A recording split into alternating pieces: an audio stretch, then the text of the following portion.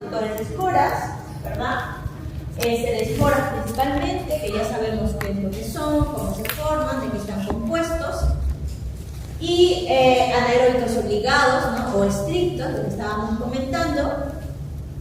Y decíamos, ¿no? Clostridium perfringens es la especie que no cuenta con flagelos, es de los Clostridium inmóviles, pero que cuenta con otro factor de virulencia que va a ser la presencia de las cápsulas, ¿no? Todas las demás no tienen cápsula, excepto Clostridium perfringens, que en vez de cápsula, en vez de flagelos, van a tener cápsula. Es una bacteria que también está ampliamente diseminada en ambientes abiertos, como por ejemplo los suelos, y también algunas especies pueden habitar el tracto digestivo como parte de la microbiota.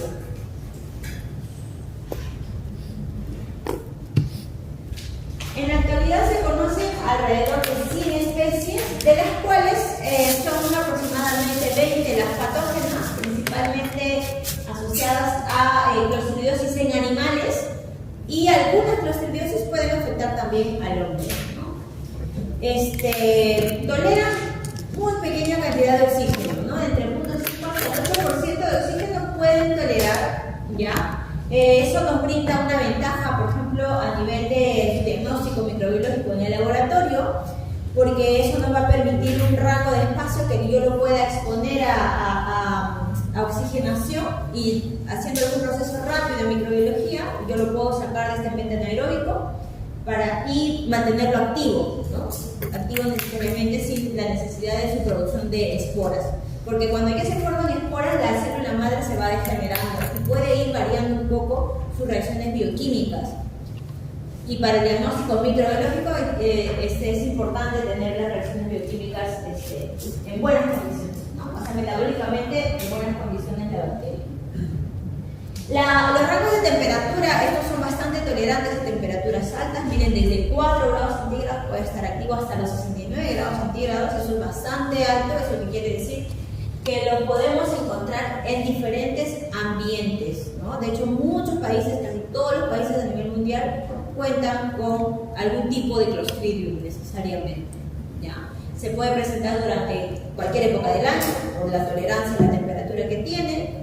A cualquier edad le puede afectar este Clostridium, que es bastante agudo, y también puede hacer enfermedades súper agudas, y en algunos casos muy graves puede provocar hasta las muertes súbitas, ¿no?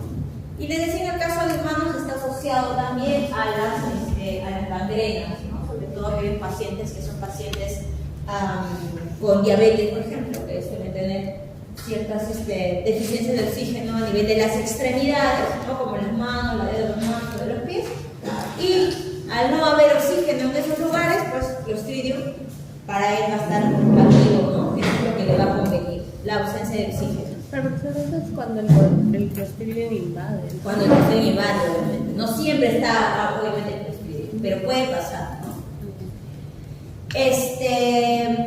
Los clostridiosis tienen los 3 estadios, que son los estadios de la esporulación, ¿no? Que hemos conversado. Cuando está en la etapa de esporulación, es la etapa en las cuales el organismo puede sobrevivir a condiciones adversas. Él se esporula, ¿verdad? Si yo le doy condiciones adecuadas, ¿no? Le bajo quizás el oxígeno, le aumento la glucosa, le aumento el glucógeno, él se va a germinar, se va a volver metabólicamente activo. Y cuando está metabólicamente activo va a producir sus toxinas, que es lo que va, digamos, que es lo que el paciente va a tener como consecuencia esa toxicidad, ¿no? De las toxinas en ese estado vegetativo de la bacteria. El género Clostridiosis en la ganadería, decíamos, en los mascotas de humanos suele ser Clostridiosis a nivel gastrointestinal, es lo más frecuente, lo más común. Pero en la ganadería es aún más grande los casos de clostridiosis, porque no solamente hacen enfermedades a nivel del sistema gastrointestinal, sino también en otro tipo de órganos, ¿no? Tenemos una gran lista de enfermedades posibles que pueden afectar a la ganadería, como por ejemplo la gangrena gaseosa. Estos son nombres de enfermedades que, dependiendo del lugar, puede cambiar un poco el nombre, ¿no? En ciertas regiones les pueden llamar los nombres también. Tenemos por ejemplo una que se llama la gangrena gaseosa, que es una gangrena que afecta al sistema sistema muscular, ¿no?, de los animales, y cuando tú lo tocas, como es gaseosa, tiene gas, ¿no?, suena o crepita, le llaman, ¿no? Luego tenemos otra que se llama la mancha, que se caracteriza que se necrosa el músculo y lo vamos a ver negro y oscuro, y algunos lo describen como carbón o también le llaman pierna negra en ciertos lugares, y o también le llaman carbunclo, ¿no?, la enfermedad de carbunco negro, algo así, carbunco.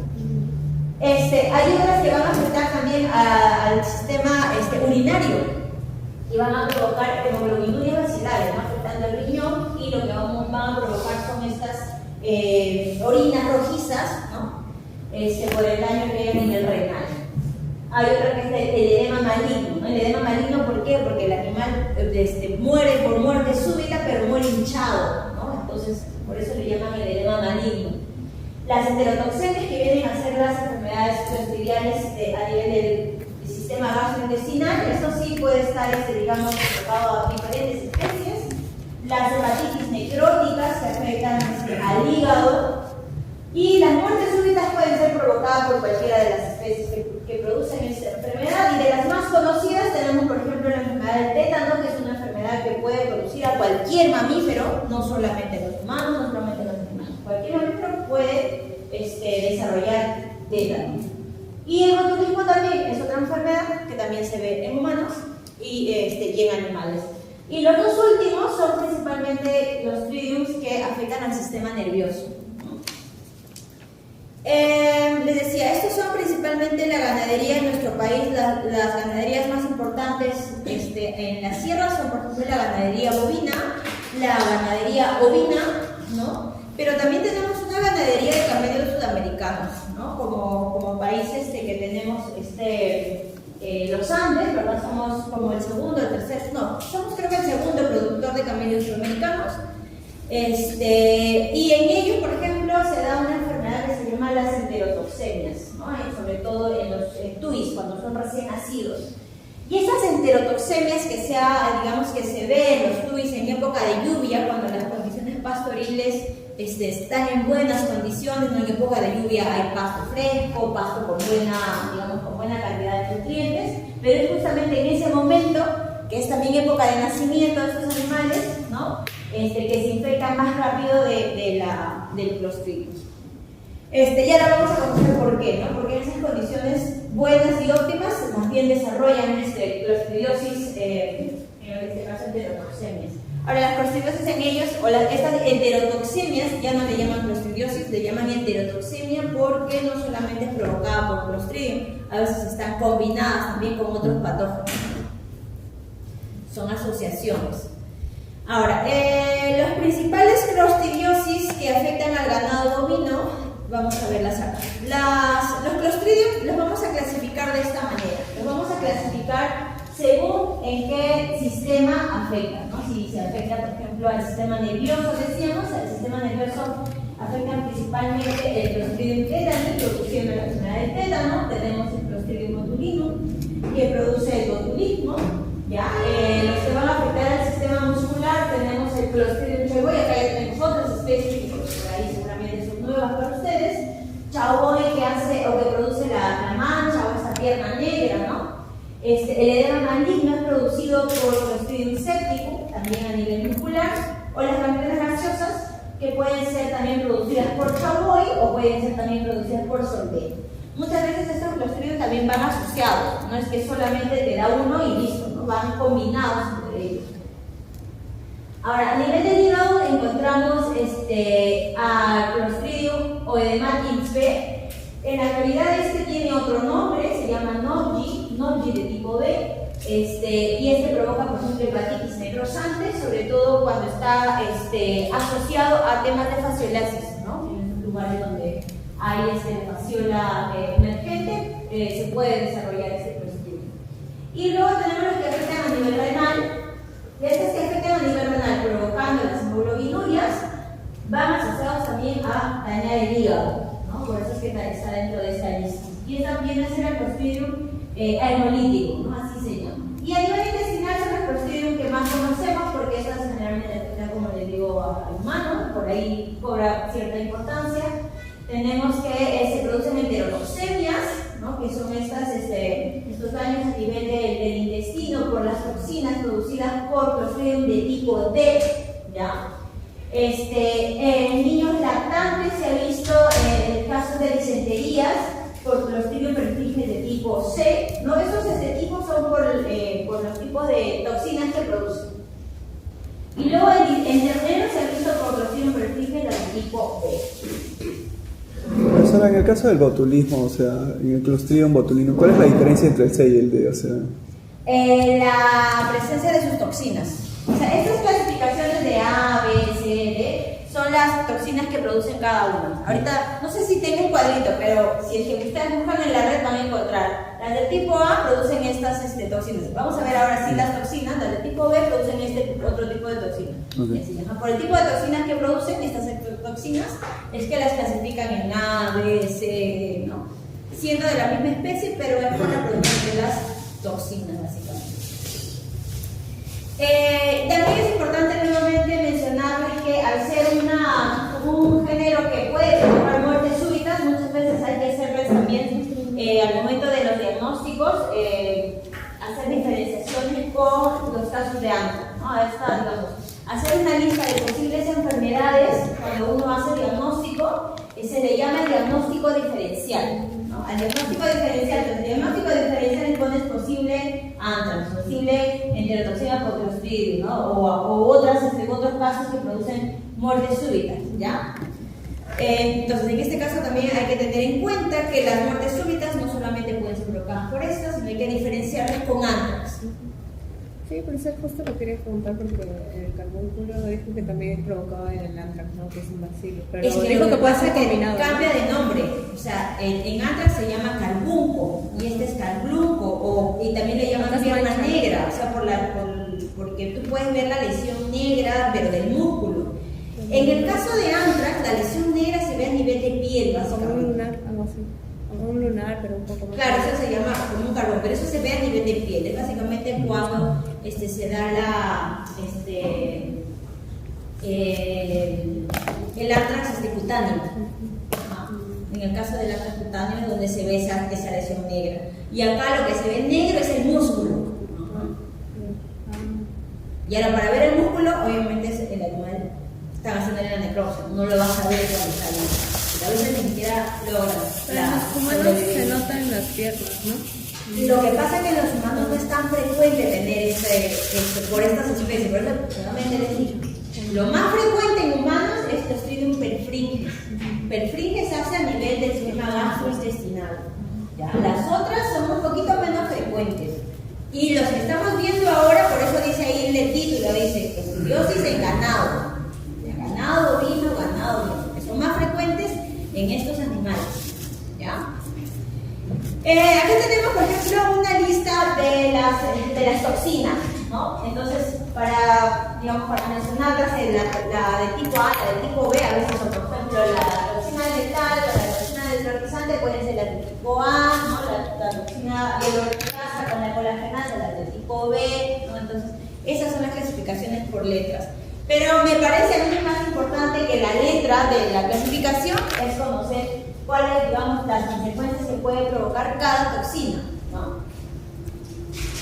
Entonces, por ejemplo, tenemos, en el caso de las lecitinasas, estas son enzimas, estas toxinas son enzimas que van a destruir la membrana celular, ¿no? Precisamente es en este lugar donde actúan. Las hialuronidasas, en vez de actuar sobre la célula, lo que hacen es destruir el espacio intercelular, ¿no? Van a destruir por ahí la retina, que pueden estar en esos espacios intercelulares. Las desoxirribonucleasas destruyen el material genético de la célula huésped y esto provocando directamente la muerte de la célula.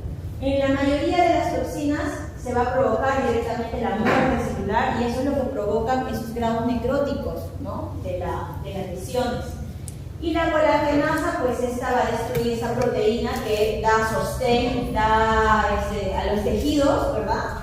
Y esto es lo que provoca también que, al hacerse daño el colágeno que podamos tener en nuestra piel, pueda hacer más fácil el ingreso de otros patógenos, ¿no?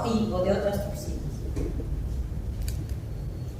Ya, vamos a comenzar a describir describirlas una por una como un poco para saber qué hace cada una principalmente. Pero como les digo, una enfermedad clostridial no necesariamente está asociada a una sola, muchas veces pueden ir de la mano con otras, ¿ya? Pueden ir acompañadas, ¿no? Ustedes saben que la infección no es exclusivo de una, a veces pueden ir asociadas también a otros patógenos, ¿ya? Y estos se llaman también complejos clostridiales. Vamos a empezar por Clostridium perfringens. La más importante de las perfringens es la de tipo D. Estas son las que van a provocar las famosas enterotoxemias. Se ha visto enterotoxemias en el caso de bovinos adultos, en alpacas recién nacidas, lo que les contaba, ¿no? Los bebés recién nacidos cuando hay una buena alimentación, época de lluvia, ¿no? Es precisamente donde son más sensibles estos animales. En caninos también se ha visto casos de enterotoxemias, sobre todo aquellos animales que se les suele alimentar con carnes crudas, esa famosa dieta BAR, ¿no? Es una dieta que puede provocar enterotoxemias si es que no sabemos la procedencia de la carne. Pues si es una carne contaminada, le podríamos desarrollar esta enfermedad a nuestras mascotas. El daño puede ser tanto por Clostridium perfringens que puede incluso desarrollar una enfermedad que se llama el riñón pulposo. ¿Por qué se llama pulposo? Porque el riñón a la necropsia es un riñón aumentado de tamaño, muy frágil, ¿no? Daña de tal manera que se vuelve frágil, entre otros. También van a haber enterotoxemias hemorrágicas, en las cuales cuando uno hace la necropsia vamos a encontrar hemorragias bastante profusas en todo el intestino y además necróticos. No solamente voy a encontrar, digamos, la sangre disuelta, sino también en la coloración oscura del órgano.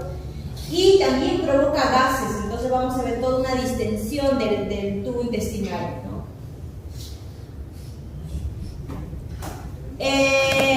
Una vez que llega Clostridium perfringens a nivel del sistema oral, es en el intestino donde comienza, ¿verdad?, su producción de toxinas, y estas toxinas son las que van a atravesar la pared intestinal, los enterocitos, si es que está todavía, digamos, vivo el animal, si es que todavía lo está tolerando, y las toxinas cuando llegan a nivel sanguíneo pueden viajar a otras vías, ¿no? Por vías sanguíneas se puede llegar a otros órganos, no solamente dañar el intestino, sino, como les digo, incluso puede llegar al riñón, puede llegar al corazón o al hígado, ¿no? Las lesiones más frecuentes producidas por Clostridium perfringens, esto no solo aplica en el ganado, ¿ya? Esto aplica a todos los que pueden tener el posible caso de enterotoxemia. Es este acúmulo de sangre a nivel de todo el tubo intestinal. La necrosis que están viendo ahí, esa coloración negra, ¿no?, por la necrosis de los enterocitos. Y además, si ustedes observan, hay una distensión de gases, ¿no? Hay un aumento del tamaño de ese intestino, y es producto de que estos organismos son productores de gases también, ¿no? Y obviamente, al inicio de la enfermedad, esto puede provocar a los animales una alta fiebre, puede provocar un aumento en el dolor, ¿verdad? Y, por ejemplo, en el caso de los ganados rumiantes, son animales que no necesariamente suelen vomitar, ¿no? Que quizás otros sí, pero ellos no necesariamente. Y bueno, las consecuencias son básicamente por las toxinas, ¿no?, lo que les decía.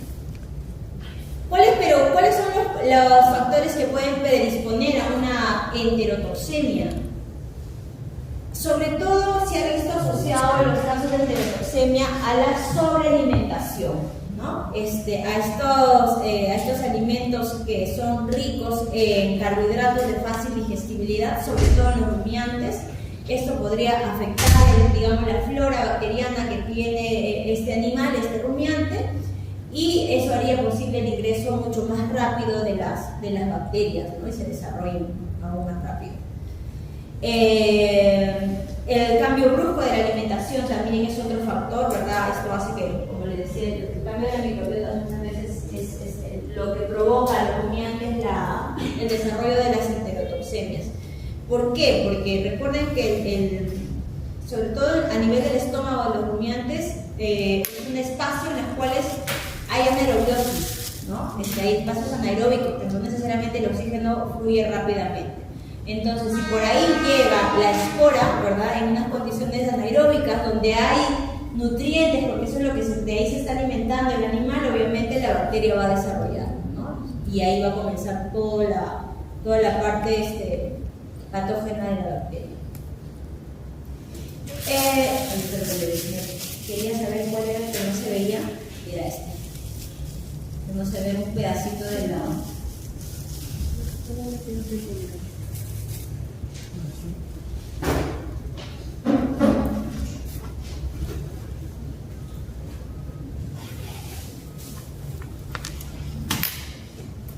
La principal toxina es la llamada toxina epsilon, que me parece que tuvo una presentación para saber cuáles son las toxinas que conforman esta toxina epsilon, que van a ser varias, y estas son las que provocan las famosas toxemias, ¿no? Ya cuando llega la toxina a nivel sanguíneo y se puede diseminar.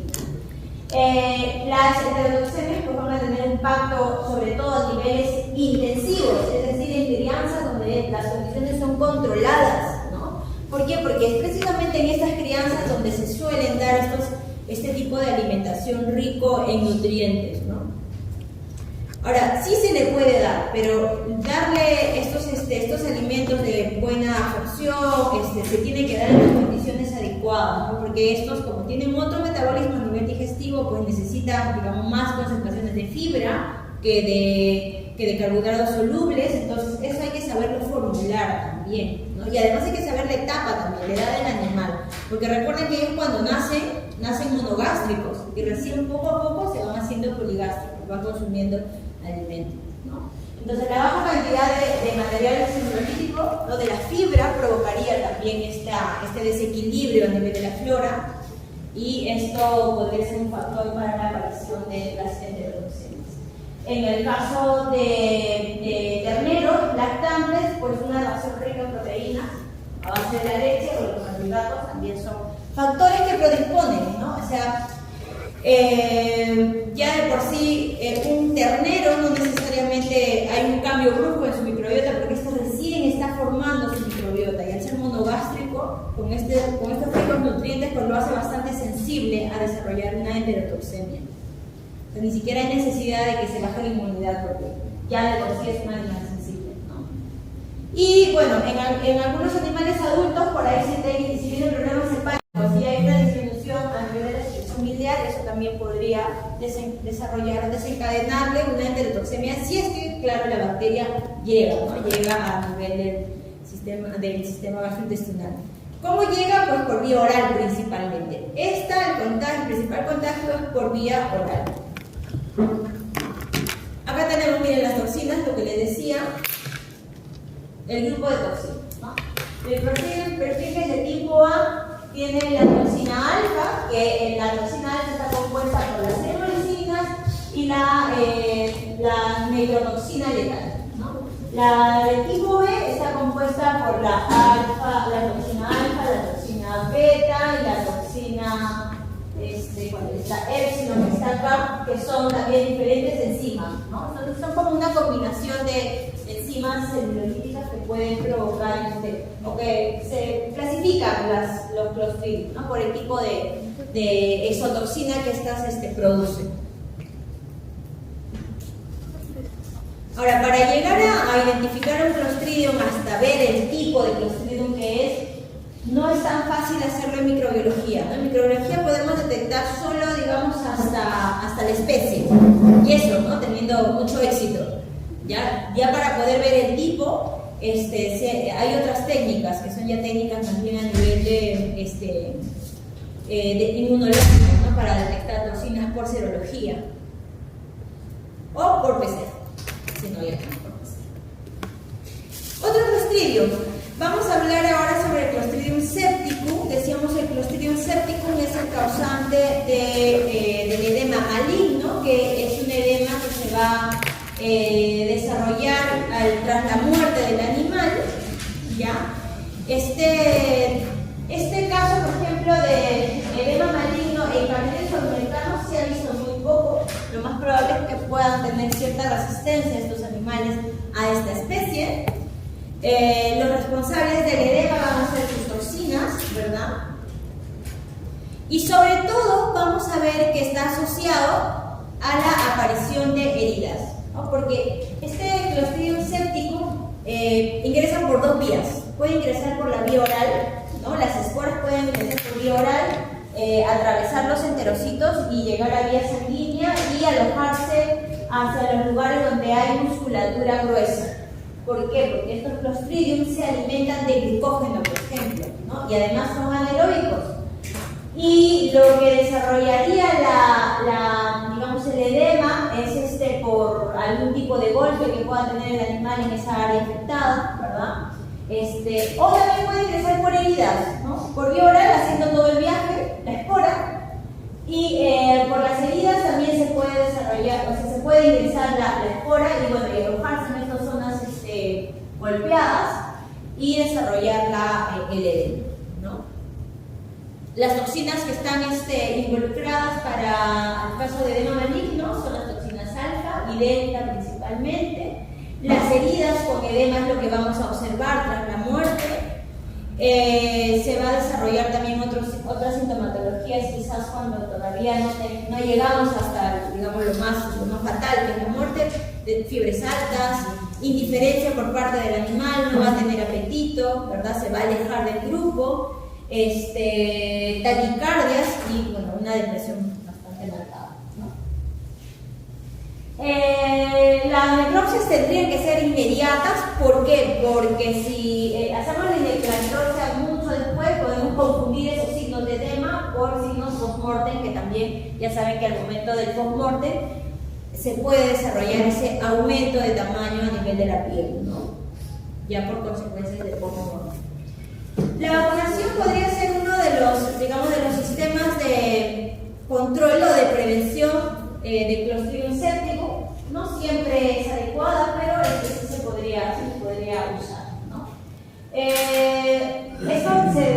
Este Clostridium séptico se ha visto bastante asociado, por ejemplo, en lugares donde hacen ciertos manejos a los animales, como por ejemplo las castraciones o la famosa hierra, ¿verdad? Que a veces para coger a un ganado en crianza extensiva hay que corretearlo, ¿verdad? El animal está nervioso, se golpea y encima le vas a provocar, digamos, el tatuaje con calor, que es la famosa hierra, que es un tatuaje que lo hacen con fierro, calientan el fierro y lo tatúan al animal, y todas esas heridas que estás provocando, esas microlesiones quizás a nivel muscular, es lo que va a provocar la zona anaeróbica de ese sitio, ¿verdad? Con toda la inflamación.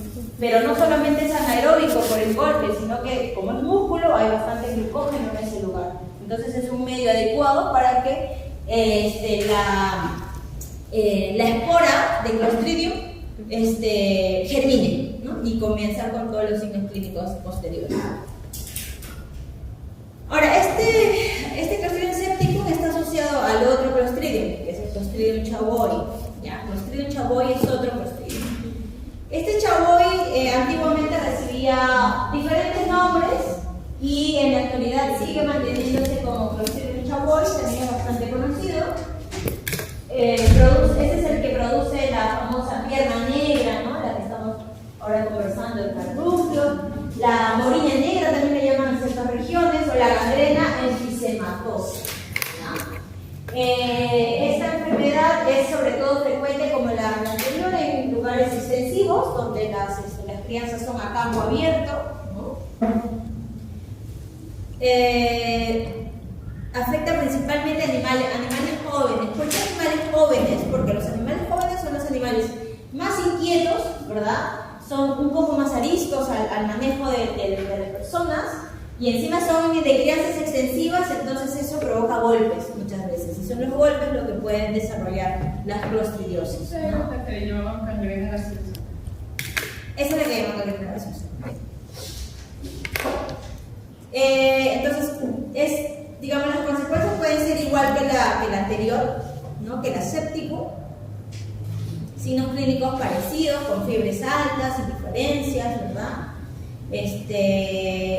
Y lo que vamos a ver acá, y es bastante frecuente, al momento de las necropsias, es encontrar necrosis a nivel del sistema muscular, ¿no? A nivel del músculo, que se llama la miositis de los ángulos, ¿no?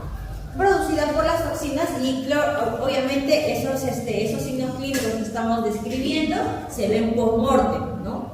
Pero podríamos también hacer una sospecha cuando el animal está está vivo, porque aparte de la fiebre, aparte de la indiferencia, ¿no? Aparte de que es un animal que ya no come, que está fuera del grupo, en la zona de lesión, si tú lo acaricias o pones la mano, vas a sentir que como produce gas, esa zona revienta, como si esas bolsitas que revientan, que se usan para proteger los electrodomésticos, ¿no? Tú vas tocando y vas acariciando y eso va sonando, por eso le llaman crepitante, ¿no?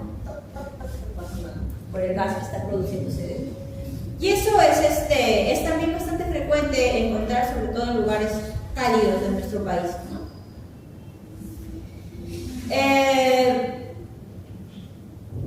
Esto también puede llegar a otros órganos, no solamente alojarse en las porciones musculares, sino también puede llegar a viajar al corazón, ¿no? También. Ya saben que van a ser los macrófagos, que muchas veces son las células que se asocian a la diseminación de patógenos, ¿no? Porque estos viajan por vía sanguínea una vez que llega pues, a este nivel. Y lo que decíamos, ¿no? Ese medio rico en glucógeno a nivel muscular y más el ambiente anaeróbico, pues esto le brinda condiciones apropiadas para que la espora pueda germinar. Algo que les contaba. Otra característica también, pero esto sí a la necropsia, es que al momento de abrir el músculo, se desarrolla un olor bastante característico, un olor rancio, ¿no? Producto de los gases que produce esta bacteria. Y las lesiones a nivel del corazón. ¿Por qué también a nivel del corazón? Porque el corazón también es un músculo, ¿no? Entonces ahí también se puede desarrollar cuando los casos son muy avanzados. Y en el caso de lugares donde hay músculo liso como los intestinos, no necesariamente, el chapoy casi no va a músculos lisos, generalmente va a músculos estriados, sobre todo donde hay concentración de glucógeno, ¿no? Porque ese es su alimento básico. Otro Clostridium, de acá es el Sordei. Este también está asociado al mismo, a chaboy, ¿no? Este provoca también muertes súbitas, ¿ya? Es frecuente en sistemas de crianza intensiva, ¿no? Las otras eran en crianza extensivas, igual que Perfringes, pero Perfringes hace daño a nivel gastrointestinal y hace daño a nivel muscular también, ¿no? Y al provocar muertes súbitas también se le sirve su diagnóstico diferencial, provocadas por antrax o provocadas también por Clostridium perfringens, que es otro agente que produce la muerte súbita.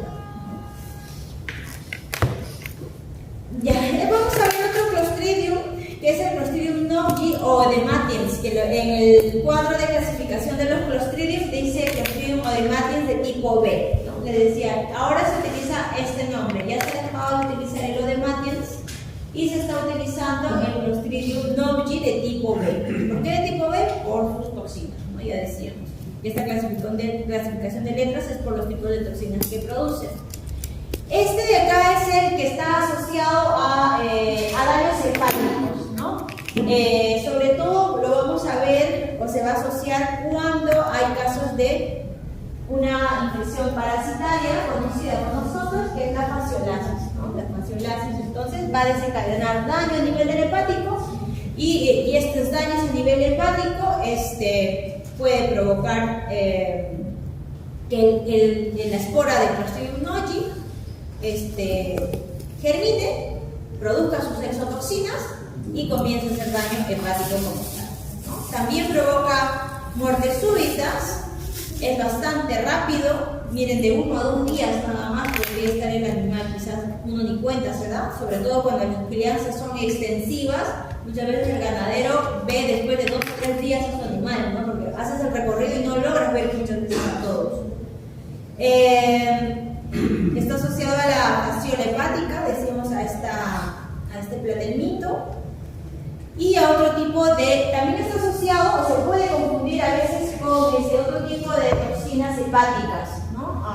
Pueden provocarse también por plantas, consumo de plantas que puedan ser hepatotóxicas o quizás el exceso de ciertos fármacos que son metabolizados por el hígado, también puede ser un factor que puede predisponer a la clostridiosis de tipo por Clostridium nobilis, ¿no? La de tipo B. Y lo que va a provocar, lo más común que vamos a observar es una hepatitis necrótica, ¿no? Es decir, necrosis a nivel del hígado. Otro Clostridium que afecta también al hígado es el Clostridium haemolyticum. Ya este también afecta el hígado, pero este no solo afecta el hígado, sino este va a producir una hemoglobinuria basilar, haciendo daño al hígado y también al riñón, ¿no? Y por ejemplo, también el Clostridium haemolyticum también es conocido como el Nobili que vimos, pero de tipo D, ¿no? Digamos, es un sinónimo, son del mismo grupo, solo que producen otras toxinas. Está asociado sobre todo a lugares donde hay largos periodos de lluvia y esas lluvias quedan inundadas y esos espacios inundados donde el tránsito del oxígeno es cada vez más escaso, puede desarrollar la espora y es un espacio de fácil contaminación para los animales que transitan por esas fuentes de agua estancadas, ¿no? También por heces o animales muertos quizás en el área, también son, digamos, objetos o cosas que puedan contener las esporas. Sobre todo estos tipos de tierras donde hay periodos de lluvia largo, donde el pase del agua es muy difícil, estamos hablando de las zonas de la selva, ¿no? Entonces en la selva hay bastante caso de hemoglobinuria basilar en el ganado bovino y además en la selva hay mucha crianza extensiva de un ganado bovino que es la del tipo cocínicos, ¿no? Son los no grandes para carne básicamente, ¿no? Una ganadería de carne.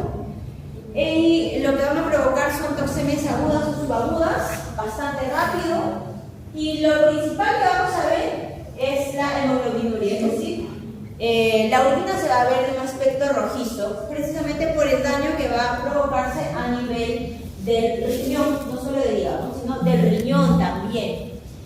Y esto también hay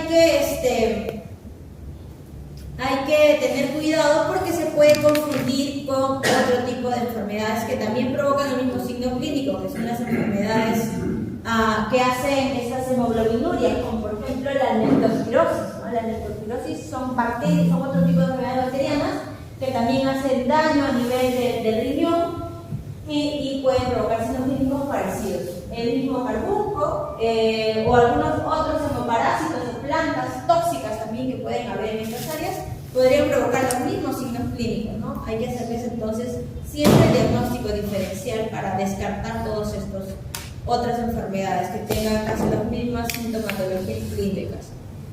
La toxina que está más asociada a estos daños van a ser las toxinas del tipo beta, provocando la hepatitis y también las del sistema renal. ¿Preguntas hasta acá? Estos son, entonces, hemos visto los Clostridium que afectan a nivel del intestino, los Clostridium que afectan a nivel del sistema muscular. Ahora hemos visto las que afectan al hígado, ¿no? Acompañado del riñón. Ahora vamos a ver los Clostridium que afectan el sistema nervioso, ¿ya? Dentro de los Clostridium que afectan al sistema nervioso tenemos, por ejemplo, Clostridium tetani, que es uno de los más conocidos que son por nosotros. También tiene una amplia historia, ¿verdad? Este Clostridium afecta al sistema nervioso principalmente porque cuenta con dos toxinas que son las tetanoixinas y las tetanoespasminas, causando alteraciones neurológicas a ambas toxinas, ¿no? El tétano, que es la enfermedad que es producida por Clostridium tetani, se ha reportado muy poco, por ejemplo, en el caso de camélidos. Simplemente un poco nuestra realidad. Camélidos se suele pensar de que son animales que puedan tener cierta resistencia a esta especie. Sería más común entonces en el caso de equinos, creo que lo tienen como tal en su Los microbiota. equinos suelen tener como parte de la microbiota del intestino grueso a Clostridium tetani, ¿no? Entonces, cuando alguna vez tengan la oportunidad de hacer palpación rectal a las yeguas para detección de preñez, ya hay que tener cuidado, ¿no? de hacer un buen manejo de los guantes y eso, porque sí es verdad que dentro de la microbiota del colon de los caballos está Clostridium tetani. Pero es algo común en ellos, ¿no? No les afecta. Por eso es su microbiota, porque lo necesita para estar en condiciones adecuadas. Es como el ave que es normal que tenga algún tipo de salmonela. Exacto, como las aves o en los reptiles, tener salmonela en la microbiota es normal, lo necesitan. O nosotros con la coli, ¿verdad? Igual. Nosotros también tenemos otras bacterias, no solo coli, dentro de la microbiota, hemos visto toda una gran familia en práctica, ¿verdad? Todas estas pueden estar con nosotros también. Ambas toxinas causan alteraciones a nivel neurológico, ¿no? Sí, todos son a nivel. Estas solo funcionan a nivel neurológico, no hace daño a otros órganos. Entonces, todos los signos clínicos que se observan en tétano son por consecuencia de daño a nivel nervioso, básicamente. Y de hecho, estas toxinas no viajan por vía sanguínea, estas no viajan ni por vía linfática, estas viajan principalmente por vía nerviosa, principal forma de diseminación de las toxinas.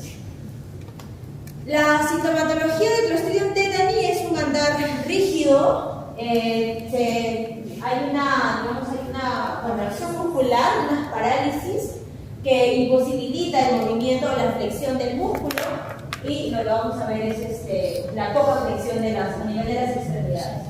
En el caso de los bovinos, por ejemplo, se ha visto un prolapso a nivel del tercer párpado, es decir, el tercer párpado como si sobresaliera del ojo y ya no tiene la posibilidad de volver, ¿no? Y se queda así sobre el ojo.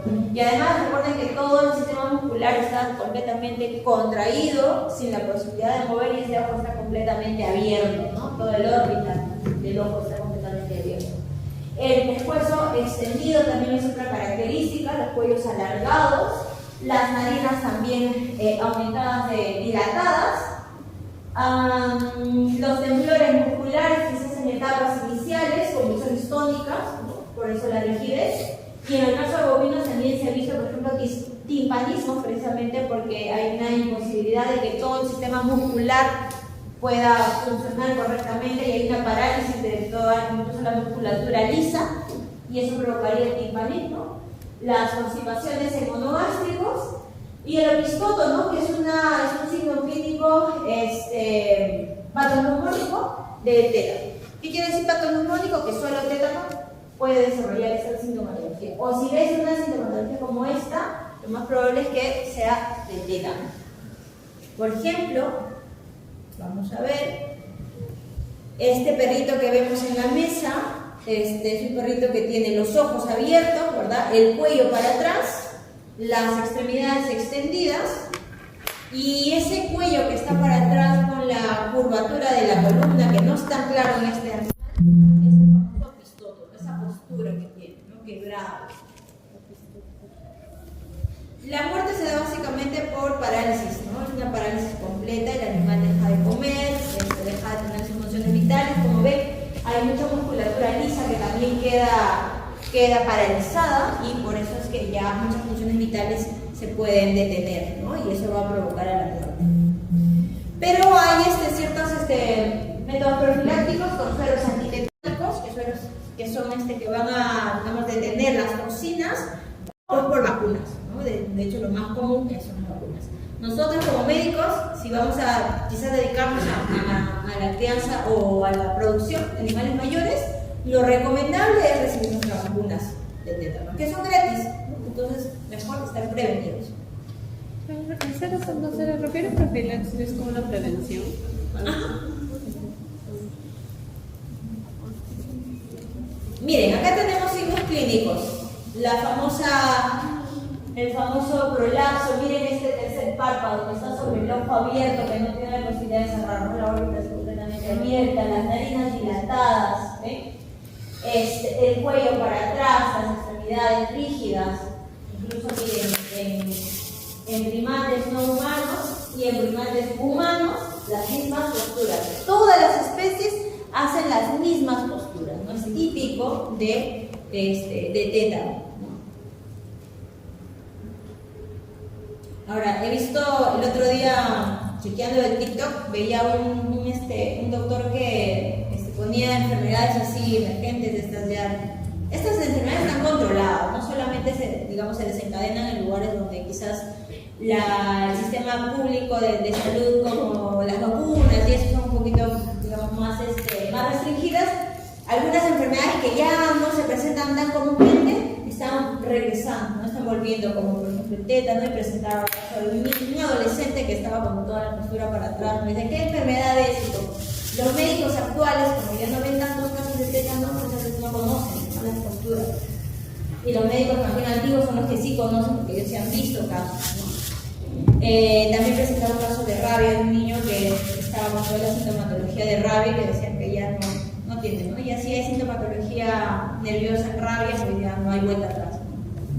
Es bastante peligroso. El otro Clostridium nervioso. Tenemos el Clostridium botulino.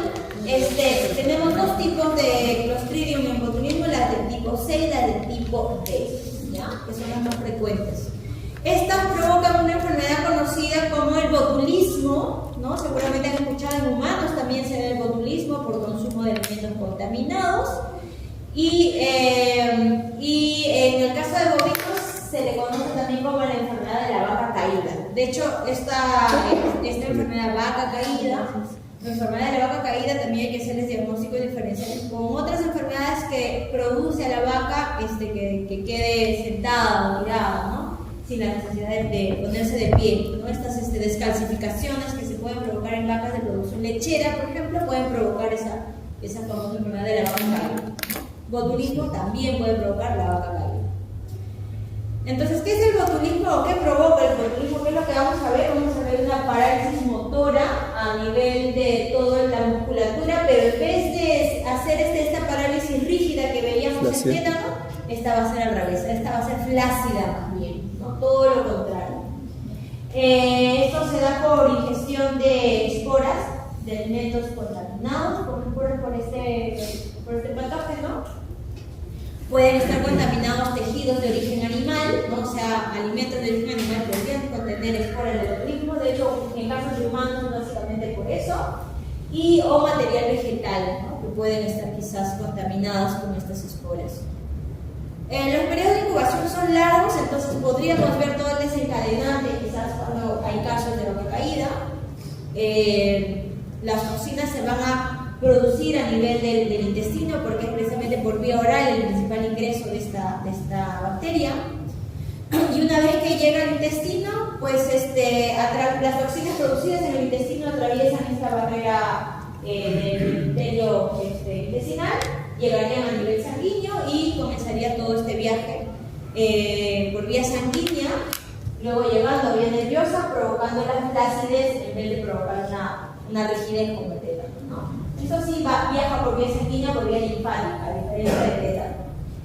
Y en los primeros periodos o los periodos intermedios de la enfermedad, el animal puede desarrollar algún tipo de agresividad, ¿no? Pero la agresividad que se desarrolla es más bien por miedo de parte del animal, no necesariamente porque el sistema nervioso se está bien alterado, como lo es por rabia. En el caso de rabia tampoco es más, ni siquiera es porque este paciente se esté volviendo agresivo, sino porque en el caso de rabia comienza a tener sobreestimulación de la luz, del agua, de los olores, de los ruidos, ¿no? Y eso aparentemente da la sensación de que se está volviendo agresivo el paciente, pero es más que nada por miedo lo que provoca todo esto, ¿no? Sí, en el caso de este ingreso por vía digestiva hasta llegar a vía nerviosa, en el anterior sí mencionó que era vía nerviosa, pero ¿cómo ingresa? Esta puede ingresar por heridas o por vía digestiva también. Por heridas, principalmente es por heridas, ¿no? Por eso les decía, contacto de heridas, si van a hacer palpación, siempre con guantes. Aunque le digan, no, mejor se siente sin guantes, siempre con guantes. Ustedes por si acaso siempre con guantes y acostúmbrense a hacer las palpaciones con guantes. Sí es verdad que es más difícil tener, ¿no? O sea, el trabajo con guantes o sentir con guantes algo, que vamos a diagnosticarlo de forma solo táctil, es más difícil, es más complicado. Pero por seguridad nuestra es mejor hacerlo y hay que acostumbrarse. De hecho, también nos acostumbramos, ¿no?, a poder trabajar con guantes siempre. Y en el caso de vía intestinal, ¿cómo es que llega hasta el nervioso, por así decirlo? O sea, por la vía hepática que dice, ¿no? Que pasa primero por el... También, claro. ¿Cómo? No, por el torrente sanguíneo. Porque va a Se ser disemina por el torrente por el sanguíneo y de ahí fácilmente puede llegar a hacer daño a nivel del músculo, ¿no? Que es donde hace principalmente la flacidez a nivel muscular. Botulismo en el caso de bovinos tiene 3 fases, ¿no? Se han identificado 3 fases. En la primera fase hay una incoordinación principalmente del tren posterior, es cuando la vaca cae, por eso se le llama la vaca caída. En el segundo periodo más bien vamos a ver una mayor frustración, porque lo que estamos viendo acá, hay una irritabilidad por parte del animal, es decir, más por el susto que por lo que esté pasando al sistema nervioso. Y en un tercer periodo, pues por indiferencia por parte del animal, por la depresión que esté pasando, va a morir, ¿no? Por inanición básicamente. Ellos mueren por inanición, porque toda la musculatura se relaja, hasta la musculatura de la lengua, la musculatura de acá del macetero, que es para masticar, para comer, ya no lo puede mover, entonces el animal muere por una parálisis flácida. ¿Dónde principalmente vamos a encontrar esta bacteria, este contaminante? Lo encontramos principalmente en suelos donde la deficiencia de fósforo es bastante marcado y están asociados en la ganadería, principalmente en el sistema extensivo, ¿no? Sobre todo en aquellos animales que comienzan a tener comportamientos como la osteofagia, es decir, el consumo de huesos de otros animales. Y si estos huesos están contaminados, digamos, si este animal murió por botulismo y quedaron sus huesos expuestos, recuerden que las esporas son resistentes, estos no se van a morir, y si estos animales consumen estos huesos contaminados, pues se van a nuevamente contaminar, ¿no? Ahora, ¿por qué desarrollarían una osteofagia? A veces los animales desarrollan estos comportamientos por deficiencia de nutrientes. Recuerden que son suelos deficientes de fósforo, entonces por ahí algunos nutrientes podrían estar desencadenando este comportamiento. La intoxicación es básicamente por esa toxina que se llama la toxina botulínica, ¿verdad? Que es la toxina que se usa para el tratamiento de botox. Estos casos de no solamente de medicina, medicina estética, sino en otro tipo de enfermedades también se suele usar esta toxina cuando hay ciertas necesidades, ¿no? Hay que diferenciarlas con rabia, ¿no? En la segunda fase sobre todo. Cuando hay la segunda fase de ese comportamiento agresivo, pues hay que hacer un descarte con rabia, porque suele tener casi sintomatología parecida por parte del Pero para del hacer animal. un descarte con rabia, si no me imagino, el animal ya tiene que estar muerto para realizar la biopsia, ¿no? Cerebral. Claro, si quieres descartar para rabia, tendrías que hacerle todo esperar que el animal muera y todas esas cosas. O sea, no es tan fácil. Además, generalmente ya cuando tú encuentras al animal en una crianza extensiva, ya lo encuentras muerto, ¿no? Si esto provoca muerte súbita, es más.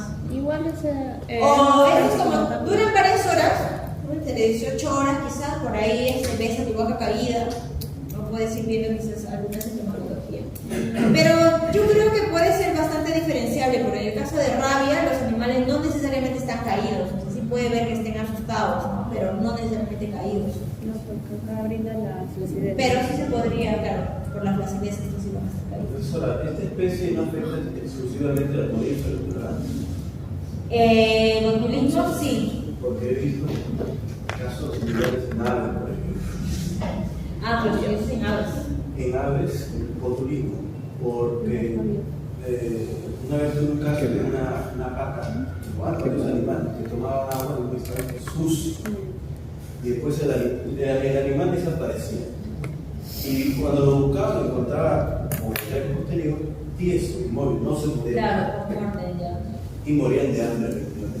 No era por la misma infección, sino de hambre. ¿Y cómo se trataba eso? Yo, como no podían caminar, no podían moverse, entonces acercaba un recipiente de agua fresca todos los días. Bien. Y el animal se levantaba. Y la vida normal. Y asistir, mira. Podría ser, ¿no? La verdad no tengo conocimiento de que haya botulismo en aves, sería cuestión de averiguar, pero no lo descarto porque son enfermedades que afectan principalmente a animales de sangre caliente. Entonces las aves también son de los de sangre caliente. De hecho, somos las aves y los mamíferos los que somos de sangre caliente. Entonces muchas enfermedades las compartimos, ¿no? Porque tenemos casi las mismas fisiologías. Dijo que igual resiste a ciertas temperaturas, ¿no? Claro, hay algunos que son más resistentes, ¿no? Porque estas toleran temperaturas altas, desde 4 a 60 y tantos grados de tolerancia a temperatura. Entonces, tranquilamente en un ave también podría afectar, no se podría ver. En cambio, por ejemplo, salmonela, en aves casi no se ve, dependiendo, ¿no? En salmonela también hay varios serotipos, pero digamos, una salmonela que le afecta al hombre, que puede ser parte de la microbiota normal de un ave, porque un ave tiene la temperatura más alta, pero el hombre sí le puede afectar. Pero bueno, es tan variable el mundo de los microbios. Entonces, los principales factores de virulencia de Clostridium en general van a ser las exotoxinas, ¿no? Lo que estábamos conversando. En el caso de Clostridium tetani, estas dos exotoxinas que son solamente que van por vía nerviosa, las tetanomicinas y las tetanoplasminas. El Clostridium botulinum tiene como principal exotoxina la toxina botulínica, de hecho así se llama. Existen otros tipos también, otros 7 tipos de toxinas botulínicas, ¿no? Estos hay que identificarlos desde el punto de vista inmunológico. Clostridium nogi también, vamos a ver qué son las principales toxinas, estas toxinas necrosantes, las que hemos visto, ¿no? Las hialuronidasas, la lecitinasa, las desoxirribonucleasas, que son parte del grupo de las toxinas que producen Nogi o perfringes. En el caso de las de séptico michapoi, ¿no? Que son los Clostridium que hacen principalmente a nivel muscular, tenemos también otro grupo de exotoxinas. Ahí para que lo lean y se distraigan. En cuanto al diagnóstico, si bien es cierto, es complicado hacer el diagnóstico porque las muertes son súbitas, ¿ya? Pero el diagnóstico post-mortem a veces sí es posible. El diagnóstico puede hacerse por diferentes métodos. Hay un método que es el método inmunoenzimático. Lo que buscamos en ese método es buscar la exotoxina mediante metodologías inmunológicas, ¿no? Puede ser por serología, las mismas ELISAs pueden detectar quizás algún tipo de toxina, algún tipo de enzimas, pero siguen siendo todavía no accesibles para algunos sistemas, ¿ya? Este es bastante accesible, pero toma mucho tiempo realizarlas, son bastante sensibles. Recuerden que son condiciones anaeróbicas en las que yo la tengo que realizar. El que lo haga tiene que ser muy experto de hacer rápido todas esas maniobras. El cultivo bacteriológico en anaerobiosis es posible, ¿ya? Pero hay que ser muy importante. Las inmunofluorescencias también pueden ser posibles y antiguamente se utilizaba este método. Agarrabas un poquito de la muestra sanguínea del paciente, inoculabas ratones y si tenía quizás las esporas o la bacteria en vía vegetativa, no en esta vía activa, pues los ratones desarrollaban toda la sintomatología y mediante la sintomatología que observaban en los ratones se hacía el diagnóstico de Clostridium. Ya no se usa, pero hace unos años atrás todavía se usaba. Y el PCR, ¿no? Que ahora sí tenemos el PCR, que lo hace todo rápido y bastante preciso. ¿Qué muestras se pueden llevar al laboratorio? Cualquier muestra. Puede llevar la misma muestra quizás de cáncer de Chagoy, las muestras de sangre, de carne. Y ahora en el laboratorio hay todo un proceso también para poder hacer en microbiología la detección o el cultivo de Clostridium. De hecho, también hay que hacer, así como en salmonella, un enriquecimiento en caldos que sean específicos para Clostridium. También existen agares exclusivos para Clostridium. Pero el agar sangre es uno de los agares que también permite el crecimiento de esta bacteria y una de sus principales características es hacer colonias filamentosas, de bordes filamentosos. Miren estas colonias como radiadas, colonias pequeñitas pero bastante filamentosas. Y además, otra característica que se observa en un agar sangre es la hemólisis, ¿no? Una beta hemólisis que hacen los Clostridium, y eso es lógico. Miren, acá tenemos las cámaras de anaerobiosis, donde tú haces todo tu cultivo, los pones en los caldos para poder enriquecer a la bacteria, para poder aislarla, y luego las llevas en la misma cámara anaerobiótica a la incubación. Luego le puedes hacer quizás una admisión gram para ver los vacilos gram positivos, ¿no? Que son más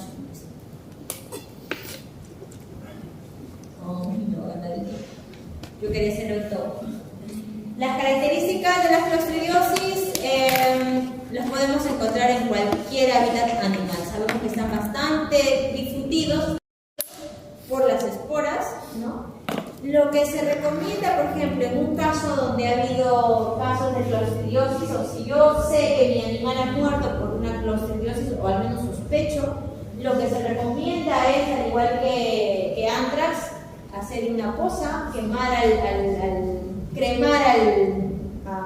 muerto, enterrarlo, ponerle cal y evitar que los otros animales que están vivos pastoreen por ese lugar, ¿no? Por un largo periodo de tiempo.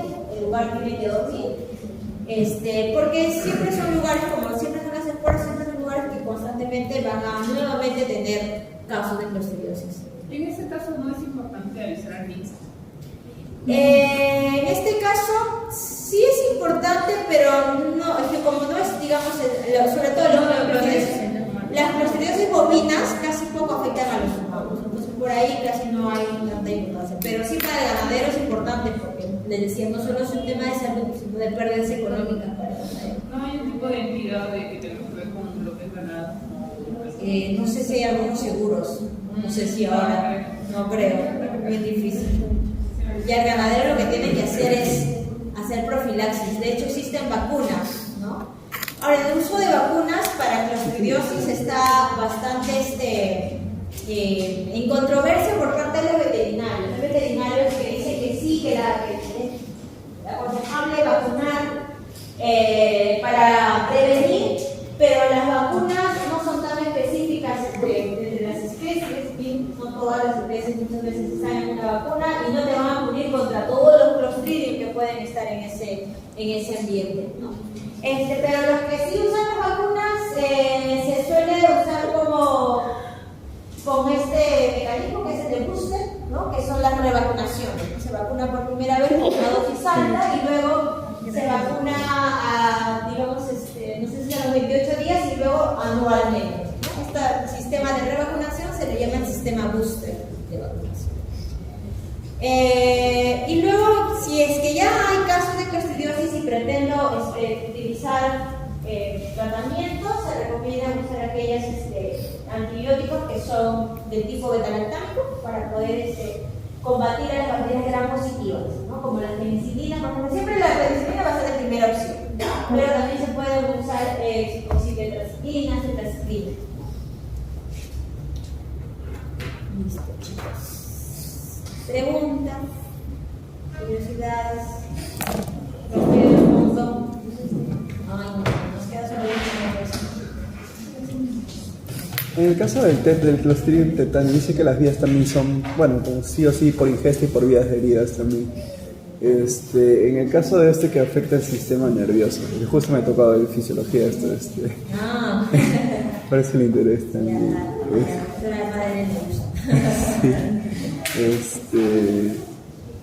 Su mecanismo de acción como tal sería ¿cuál? O sea, inhibir como tal el factor que se una con la... porque ahí nos da... Creo que hay como una especie de bloqueo, no sé si a nivel del sistema de la acetilcolina. Claro, la liberación de la acetilcolina, claro, porque que viene en la vesícula presináptica y que supuestamente pero... No, sí lo sé, pero no, exactamente no recuerdo con palabras todo tampoco. Pero en este caso, solo sería un solo tipo de Clostridium tetani, no hay como otros tipos o otras. No, solo dice que tiene sus. ¿no? Porque en el caso de esta especie son solo las dos toxinas que. Claro, en el caso de la tetanolicina, ¿qué podía hacer? O sea, o la tetanoespamina, ¿qué funciones o qué? La tetanolicina, yo entiendo por lisina algo que pueda hacer daño también a nivel celular, como una tipo de lisis, algo a nivel nervioso. Y la espasmina es la que va a provocar la rigidez a nivel muscular. Okay. Creo yo. Seguramente no lo sé. Tendríamos que leer bien al respecto y hacer una patogénesis bastante precisa. Que sí, de hecho, nos van a pedir cómo funciona la tetanolicina y cómo funciona la tetanolicina. No, pues gracias. Cuando llegue ese servicio de patología. Pero también van relacionadas con la nutrición, he visto, ¿no? Porque se está refiriéndose a la parte de los clostridium digestivos ahí creo que tiene que ver mucho la parte de nutrición, creo, porque si le cambias el forraje... Eso con altera Clostridium mucho. perfringens. En perfringens sí, o sea, tiene que tener mucho cuidado con el cambio de las dietas. No le puedes dar dietas muy ricas en glúcidos porque le puedes predisponer a que si por ahí le entra una espora de perfringens, Proliferan las bacterias. Claro. Pero igual sí es muy múltiple, he visto, de que hasta acidosis ruminal, etcétera, hay como que varios patógenos y es que le cambias por ahí. Claro, es que como les digo, lo que hemos descrito, nosotros lo hemos descrito de uno en uno. O sea, como enterotoxemia, solo Clostridium perfringens, pero a veces esas enterotoxemias están asociadas no solo a perfringens. Se pueden asociar a otras causas, a otras consecuencias también. Claro, por eso digo que... Claro, por un tema de que entendamos cuáles podrían ser las consecuencias, lo hemos hecho así por separadito, pero a veces en un caso se ve todo junto. Claro. Ajá, por eso se llaman complejos clostridiales. Actualmente se utiliza ese término, el complejo clostridial, porque son varios los clostridios los que te pueden hacer los signos clínicos. No van por separadito, ¿no? Si no sería bien fácil hacer el diagnóstico, ¿no? En el examen así vendría como que para diagnosticar los casos clínicos, pero para dos clostridium, por ejemplo, así, pero porque netamente o uno. No, varios. Solo te describen el caso y ya tú presumes. De hecho, chicos, me olvidaba. La próxima semana tenemos varias cosas. Hay que aprovechar estos minutos. Ya. La próxima semana tenemos su pasito, segundo pasito, ya, que sería el día martes como hoy. El pasito de teoría lo vamos a hacer teórico-práctico. Ya, o sea, voy a ponerles casos como vendría su examen parecido, y algunos casitos como para que se vayan acostumbrando cómo va a ser el examen luego el parcial. Y les puedo preguntar temas sobre la práctica, no sé cómo se hace el diagnóstico, cómo puede crecer, o en qué medio ejecutivo, cosas de laboratorio. Y temas que hemos visto ahora en esta segunda parte, ¿ya? En casitos. Eso sería el día martes. Ahora, tenemos un inconveniente de que se había programado para el martes, no sé si han logrado ver, yo les he mandado unos papers para hacer un control de lectura el día martes.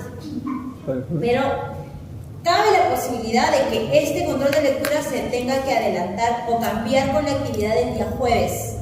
¿Por qué? Porque puede haber un paro el día jueves. De hecho, ayer han estado lanzando la noticia. Entonces, si el paro es el día jueves, ya no necesitaríamos las muestras para el jueves, las necesitaríamos para el siguiente martes. Y la actividad del martes la tendríamos que pasar para el jueves. Entonces, ¿eso qué quiere decir? Que lo más probable es que el jueves pueda hacer, porque yo tampoco estoy segura del todo, ¿ya? Puede hacer su control de lectura. Vayan avanzando con la lectura de este La jueves. exposición, ¿no? La exposición es la siguiente semana, es el siguiente jueves. ¿O qué exposición te refieres? No, porque no había exposición de los papers. No han leído el mensaje. ¿Qué dice en el mensaje? Léelo, pues. No me preguntes sin saber. Chicos, se les manda mensaje para que lo puedan leer, para que puedan enterar. Vayan leyendo, chicos, las lecturas. Si son lecturas en español, los he tratado de buscar en español para que precisamente sea más fácil la lectura. ¿Ya? En esta ocasión en español, porque los próximos papers los pruebas que puedan ser en inglés también. Pero ya eso es de servicio continuo. Claro, eso les voy a avisar. Les voy a avisar Todo depende del mensaje de mañana. Con Yamilín. Es que si la universidad no me dice nada, a veces nos avisan a las 10 de la noche, ¿no? Un día antes a las 10 de la noche. Estén preparados para todo. ¿Ya? Si nos avisan a las 10 de la noche, pues ya sabemos que el día jueves vamos a hacer nuestro control de lectura. La exposición de su artículo y la entrega del artículo es el jueves de la siguiente semana, de la semana 7. ¿Ya? El jueves, el jueves sería. Es el lectura. Es la entrega completa, su artículo y su exposición. ¿Qué me les iba a decir? Creo que eso. Y el pasito es el martes. El pasito es el martes en teoría. Teórico práctico va a ser el pasito. Nada más, profesor, para la Si me acuerdo algo, por ahí me avisan que tengo toda la cabeza volteada. Porque tengo un periodo que tengo que programarlo y estoy así. Ya. Vamos a continuar con esto. Kiara vino, Xiomara está, Ariana está, Catherine Glass, Jimena Bravo. No. Chicos, vengan más temprano, pues, me distraen cuando llegan tarde. Caterina Cáceres, Ada de la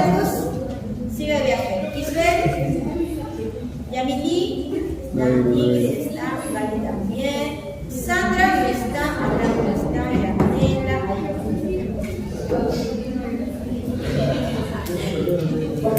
Hoy bien, la parte práctica tenemos otro tema también así de soberano. Vamos a tratar de cubrir todo. ¡Ah, ya me acordé! La próxima semana hay que traer un raspado de piel, ya posible caso de hongos, porque vamos a comenzar con nuestro cultivo. El jueves de la siguiente semana exponemos y hacemos nuestro cultivo de hongo. ¿Por qué les pido desde ahora? Porque los hongos tardan en crecer hasta una semana.